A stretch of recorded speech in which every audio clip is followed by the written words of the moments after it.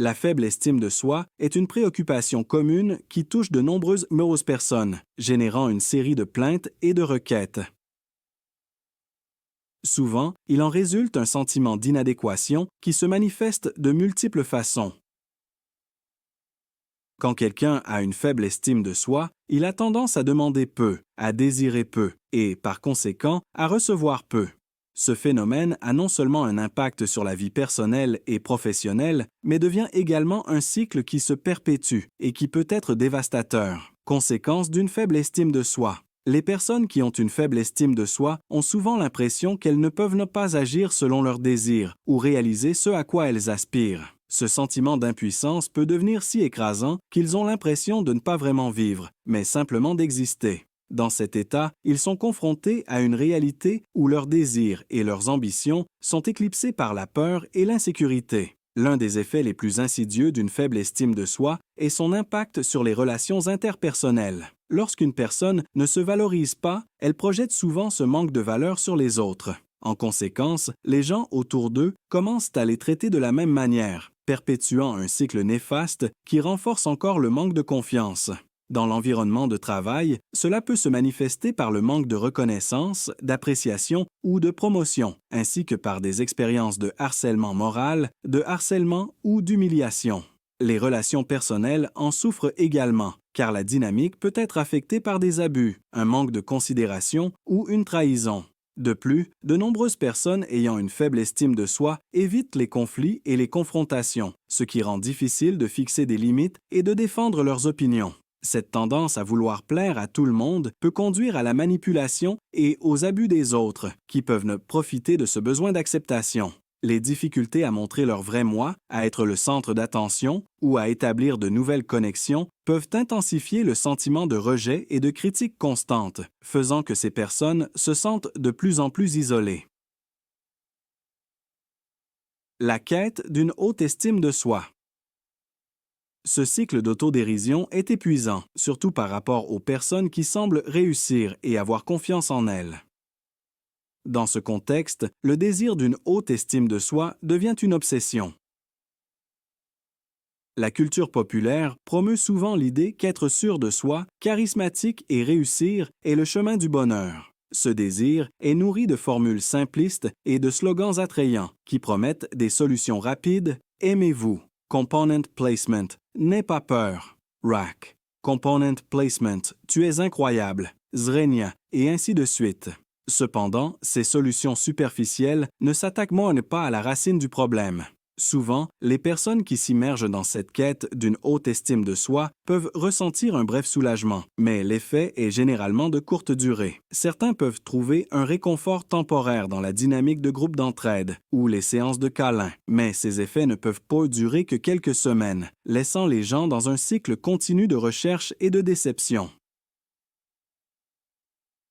L'estime de soi ne consiste pas seulement à se sentir bien à un moment donné. Il est essentiel de comprendre que l'estime de soi doit être saine, durable et alignée sur nos capacités, nos désirs et nos besoins. Une bonne estime de soi est basée sur l'autoréflexion et l'auto-évaluation réaliste. Pour mieux comprendre l'estime de soi, il est important de considérer sa formation pendant l'enfance. Les parents jouent un rôle crucial en fournissant un environnement émotionnel sûr et favorable. Un enfant qui reçoit un amour inconditionnel et une validation de ses capacités et de ses réalisations a tendance à développer une saine estime de soi. Cet enfant grandira avec la confiance qu'il est précieux et capable, et il se sentira à l'aise d'exprimer ses souhaits et ses opinions. D'un autre côté, ceux qui sont victimes d'humiliation et de critiques constantes peuvent intérioriser une image de soi négative. Si les parents, au lieu d'offrir soutien et amour, se consacrent à critiquer et à rabaisser, l'enfant peut se forger une image déformée et malsaine de lui-même. Cette perception négative peut persister à l'âge adulte, affectant tous les aspects de votre vie. De plus, l'amour conditionnel peut avoir des conséquences dévastatrices. Ce type d'amour se manifeste lorsque les parents n'expriment de l'affection que sous certaines conditions, telles que les résultats scolaires ou l'obéissance. Un enfant qui grandit avec la conviction qu'il n'est digne d'amour que lorsqu'il répond à certaines attentes peut développer un faux moi. Ce faux moi est une image artificielle de ce que l'enfant ressent qu'il doit être pour être aimé et accepté, créant une insécurité profonde et une dépendance émotionnelle. Il est essentiel de reconnaître que l'estime de soi ne doit pas être simplement classée comme élevée ou faible. Au lieu de cela, il devrait être adéquat et fonctionnel. Une bonne estime de soi est une boussole interne qui nous guide vers nos véritables objectifs et désirs. Cela nous permet de réfléchir à nos actions et d'évaluer si nous sommes sur la bonne voie pour réaliser ce que nous voulons vraiment dans la vie. Lorsque notre estime de soi est adéquate, nous pouvons identifier ce qui nous manque et ce dont nous avons besoin pour atteindre nos objectifs. Cela nous donne l'énergie et la motivation de travailler vers nos désirs. C'est un processus continu de découverte de soi et de croissance personnelle. Au lieu de lutter contre une faible estime de soi, nous devrions apprendre à la comprendre et à l'utiliser comme un signe qu'il y a des domaines sur lesquels nous devons travailler. Cette approche implique d'accepter qu'une faible estime de soi peut être une opportunité de croissance. Au lieu de voir la faible estime de soi comme un obstacle, nous pouvons l'utiliser comme un guide pour comprendre nos limites et développer des stratégies pour les surmonter. La confiance en soi et une bonne estime de soi ne viennent pas de nulle part. Ils demandent du temps, des efforts et de l'autocompassion. Stratégie pour améliorer l'estime de soi. Pour améliorer l'estime de soi, il est utile d'adopter une approche proactive qui implique un certain nombre de pratiques et de stratégies. Voici quelques recommandations. Connaissance de soi. Consacrez du temps à l'autoréflexion. Identifiez vos forces, vos compétences et vos réalisations. Reconnaissez vos qualités uniques et apprenez à les valoriser. Établissement d'objectifs. Définis des objectifs réalisables et travaille à leur réalisation. Atteindre des objectifs, aussi petits soient-ils, peut améliorer votre confiance et votre estime de soi. Pratique de l'autocompassion. Soyez gentil avec vous-même. Reconnaissez que nous faisons tous des erreurs et faisons face à des défis. Au lieu de vous critiquer, essayez d'être compréhensif et compatissant. Entourez-vous de personnes positives. Recherchez des relations qui vous soutiennent et vous valorisent. Les gens autour de vous peuvent influencer considérablement votre estime de soi. Apprenez à dire non. Défendez vos limites et apprenez à dire non lorsque cela est nécessaire. La capacité de fixer des limites saines est essentielle au maintien de l'estime de soi. Cherchez de l'aide professionnelle. Si une faible estime de soi affecte sérieusement votre vie, envisagez de demander l'aide d'un thérapeute ou d'un conseiller. La thérapie peut offrir des outils et des stratégies pour améliorer l'estime de soi. Pratiquez la gratitude. Tenez un journal de gratitude. Reconnaître les choses positives dans votre vie peut vous aider à changer de perspective et à vous concentrer sur ce que vous avez au lieu de ce qui vous manque. L'importance de l'estime de soi dans le développement personnel. Une bonne estime de soi est fondamentale pour le développement personnel et le bien-être émotionnel. Il nous aide à relever les défis, à surmonter les obstacles et à maintenir une vision positive de la vie. Il est également crucial dans la prise de décision, car il influence la façon dont nous nous percevons et notre capacité à poursuivre nos objectifs. Lorsque nous avons confiance en nous, nous sommes plus susceptibles de prendre des risques, de rechercher de nouvelles opportunités et d'apprendre de nos expériences. L'estime de soi affecte également nos relations, car une personne sûre d'elle est mieux en mesure d'établir des liens sains et de communiquer efficacement. En conclusion, l'estime de soi est un aspect crucial de notre vie émotionnelle et sociale. Bien que la faible estime de soi puisse sembler un obstacle insurmontable, il est possible de transformer cette perception et d'apprendre à se valoriser. Au lieu de voir une faible estime de soi comme une limitation, nous pouvons l'accepter comme une opportunité de croissance et de découverte de soi. La clé est d'apprendre à écouter nos émotions, à comprendre nos besoins et à agir d'une manière qui reflète nos vrais désirs. En travaillant sur notre estime de soi, non seulement nous améliorons notre relation avec nous-mêmes, mais nous avons également un impact positif sur nos relations avec les autres et notre capacité à vivre une vie pleine et pleine de sens. Dans toutes ces variantes, l'enfant ne sait pas ce qu'il est vraiment et ne peut pas subvenir à ses besoins. Il sait seulement comment il devrait être, à quelle image il devrait correspondre afin de se protéger de l'embarras et de la peur du rejet. Et maintenant, cela dépend complètement de cette image, et leur auto-évaluation dépend entièrement d'une évaluation externe. Une autre raison est l'attitude inappropriée. Autrement dit, l'estime de soi est mon attitude envers moi-même et dépend en grande partie de la façon dont j'ai été traité dans la petite enfance. Je me traite comme mes parents me traitaient. Je traite mes émotions et mes sentiments comme mes parents les ont traités, et je traite mes limites personnelles comme mes parents les ont traitées. L'enfant apprend littéralement de ses parents comment se soigner, ses sentiments et ses limites. Si les parents aimaient, appréciaient, soutenaient, respectaient et protégeaient leur enfant malgré tout, alors l'enfant se traitera de cette manière. Mais si les parents abandonnaient constamment, rejetaient, trahissaient leur enfant, s'il était constamment blâmé, honteux, pourri, humilié, réprimé, affirmé à ses dépens, alors très probablement il se blâmerait aussi, ferait honte, pourrirait, humilierait et dévaloriserait. Si les émotions, les sentiments, les désirs et les besoins de l'enfant dans la famille n'intéressaient personne, s'ils étaient méprisés et réprimés, si les limites personnelles étaient absentes en tant que concept, alors cet enfant se rapporterait à ses émotions, ses sentiments et ses limites de la même manière.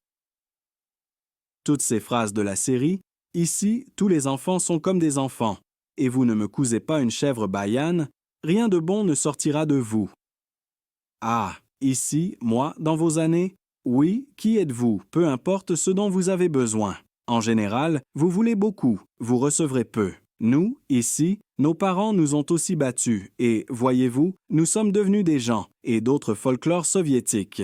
Tout cela est profondément installé. Tout cela s'installe très profondément dans la psyché sous la forme de croyances toxiques. Le monde intérieur est collé avec du papier peint marron. Et même si les parents, en même temps, avec un visage très gentil, disent « Donc, nous venons de l'amour, nous venons de la bienveillance, nous ne vous souhaitons que le meilleur » ou quelque chose de la série. Ici, nous ne savions pas comment faire les choses correctement. Ici, nous ne pouvions pas faire autrement. Et en général, tu as tout inventé. Tu es une créature ingrate. Alors, cela ne change rien du tout. Dans un certain sens, nos parents s'installent pour toujours dans notre psyché et là, ils continuent de nous critiquer, de nous trahir et de nous dévaloriser. Et sa voix devient notre voix intérieure. Ensuite, nous organisons nos vies pour que nous puissions nous traiter comme ça. Nous trouvons ces personnes et construisons de telles relations afin que nous puissions vivre les mêmes expériences. Et puis nous transmettons toute cette bonté à nos enfants. De cette façon, nous obtenons une image inappropriée de nous-mêmes, une attitude inappropriée envers nous-mêmes, des croyances inappropriées sur nous-mêmes, des émotions et des sentiments inappropriés, et les résultats correspondants de tout cela.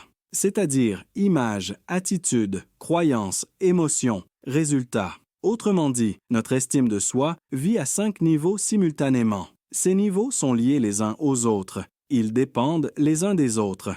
Par conséquent, travailler généralement avec un seul sujet ne change fondamentalement rien, même si, à un moment donné, il se gonfle de sentiments de son propre pouvoir, de sa grandeur, de ses propres sentiments d'exclusivité, de sa propre importance, puis de ses traumatismes narcissiques, de ses croyances, de son environnement, il retournera très probablement rapidement au pays du péché. Si quelqu'un vous libère en gros de toutes vos croyances limitantes et écrit à la place les attitudes divines sur le bonheur, la richesse et le succès, alors vos merveilleuses impressions internes et vos soutiens vous expliqueront rapidement qui est dans la maison du Père. Par conséquent, pour que leur estime de soi soit saine, adéquate et durable, pour qu'elle remplisse ses fonctions, pour améliorer nos vies, il est important de la raviver sur les 5 niveaux en même temps. Il est important de se rappeler ici que votre estime de soi était autrefois l'évaluation de quelqu'un de vous. Votre attitude envers vous-même était autrefois l'attitude de quelqu'un envers vous. Vos croyances sur vous-même étaient autrefois les mots de quelqu'un. Vos pensées sur vous-même étaient l'opinion de quelqu'un. Votre image de soi était la perception de quelqu'un. Si vous critiquez, dévalorisez, réprimez, humiliez, vous trahissez constamment, alors quelqu'un vous a fait cela quand vous étiez enfant et continue de le faire dans votre tête. Une fois que vous avez appris à vous soigner, à vous percevoir, à penser à vous, et maintenant vous pouvez réapprendre. Maintenant, vous pouvez apprendre d'une autre manière. Ces expériences, relations, croyances et émotions peuvent de nouveau fonctionner. Pour commencer, il est important de déterminer le symptôme, c'est-à-dire ce qui ne va pas avec votre estime de soi. Rappelez-vous les situations où votre estime de soi est mauvaise. Lorsque votre estime de soi est trop basse, lorsque vous ressentez une peur inadéquate et excessive, de la honte, de la culpabilité, de l'insécurité et d'autres émotions lourdes, lorsque vous commencez à vous réprimer, à vous arrêter et à vous dévaloriser. Pensez, qu'est-ce que votre estime de soi vous dit? À quels mots cela ressemble-t-il? Qu'est-ce que votre estime de soi vous fait et vers quoi se dirige-t-elle? Écrivez directement comment je me sens dans cette situation, comment je me perçois, à quoi je ressemble, comment je me sens, ce que je pense de moi-même, ce qui arrive à mon corps, comment il se sent, ce que je me dis, pourquoi je me fais ça, vers quoi se dirige-t-il. Ensuite, le deuxième point est de se souvenir d'où viennent toutes ces expériences. Avec qui, quand et où je me suis senti de cette façon, qui m'a traité de cette façon, qui m'a dit tous ces mots, quand et de qui j'ai appris à me traiter de cette façon. C'est-à-dire les mots de quelqu'un dont l'attitude, l'opinion, la perception, qui m'a infecté de tout cela, de qui j'ai appris tout cela, qui en est l'auteur. Peut-être que dans cette situation, à ce moment-là, vous n'avez pas eu l'occasion de comprendre ce qu'il vous nourrissait. Ne mange pas tout, prends soin de toi, protège-toi. Mais maintenant, ils ont toutes les opportunités, toutes les ressources pour vivre cette situation différemment. Corriger l'erreur, rétablir les limites personnelles. Apprenez à votre cerveau à ne pas être empoisonné par l'opinion de quelqu'un d'autre. Par conséquent, le troisième point est de retourner tout cela au propriétaire. Dans cette situation, directement à cette personne associée et du fond du cœur, nous répondons « Je suis moi, je suis ce que je suis censé être ». Si vous avez une opinion différente, ce n'est que votre opinion. Ce n'est qu'une opinion et ce n'est que la vôtre. Nos opinions peuvent varier, c'est normal. Tout ce que vous dites, pensez et ressentez ne sont que vos mots, pensées et sentiments. J'ai mes propres opinions, pensées et sentiments, et ils peuvent être différents des vôtres. C'est normal. J'ai le droit de ne pas t'aimer. J'ai le droit d'être mal à l'aise pour toi. J'ai le droit d'être méchant avec toi. Tu as le droit de ne pas m'aimer. Vous avez le droit d'être insatisfait. Tu as le droit de souffrir. Tu es un adulte. Tu peux le faire. Pour l'ensemble, on peut aussi prendre la soi-disant prière de Gestalt. Je suis moi. J'ai ma propre voix. Tu as ta propre voix. Je ne suis pas venu au monde pour satisfaire tes attentes. Tu n'es pas venu au monde pour satisfaire mes attentes. Je fais mon truc, tu fais le tien. Si nous nous rencontrions et nous comprenions, alors c'est merveilleux, c'est beau. Sinon, cela ne peut pas être aidé.